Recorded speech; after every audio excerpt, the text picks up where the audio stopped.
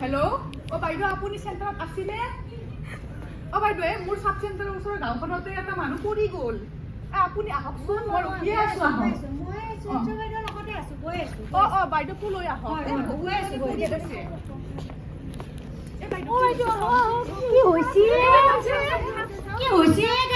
কেনেকে পৰি গ'লে আমাৰ বাইদেউ চাব